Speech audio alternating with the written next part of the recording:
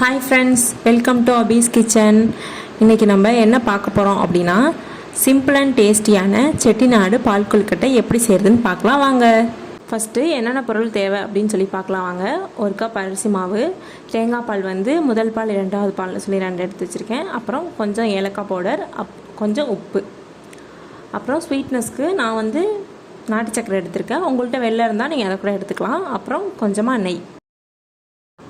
இப்போ ஒரு பாத்திரத்தில் எடுத்து வச்சுருக்க ஒரு கப் அரிசி மாவு, தேவையான அளவு உப்பு, தேவையான அளவு சுடு தண்ணி சேர்த்து நல்லா மிக்ஸ் பண்ணிக்கலாம்.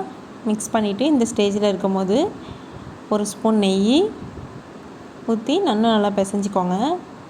நல்லா பிசைஞ்சு இந்த மாதிரி சின்ன சின்ன உருண்டைகளாக உருட்டி வச்சுக்கோங்க. இப்போ தேங்காய் 2வது பால் இருக்கு இல்லையா, அதை ஊற்றி நல்லா ஒரு கொதி வந்ததுக்கப்புறமா இந்தமாரி நம்ம சின்ன சின்னதாக உருட்டி வச்சுருக்க மாவை ஆட் பண்ணி இந்தமாரி நல்லா கொதிக்க விடுங்க. அப்போ தான் நல்லா வெந்துடும். இதுமாரி கொதித்து நல்லா வெந்து வந்ததுக்கப்புறமா நான் நாட்டு சக்கரை பாகாக காய்ச்சி வச்சுருக்கேன். அதை ஆட் பண்ணிக்கிறேன். ஆட் பண்ணிவிட்டு நல்லா மிக்ஸ் பண்ணுறேன். மிக்ஸ் பண்ணி ஒரு கொதிச்சு வந்ததுக்கப்புறமா எடுத்து வச்சுருக்க ஏலக்காய் பவுடரை ஒரு ஸ்பூன் ஆட் பண்ணிக்கிறேன். அடுத்து நம்ம எடுத்து வச்சுருக்க தேங்காயோட முதல் பாலை சேர்த்துட்டு அப்படியே பவுலில் சர்வ் பண்ணால் சிம்பிள் அண்ட் டேஸ்டியான செட்டிநாடு பால் கொழுக்கட்டை ரெடி.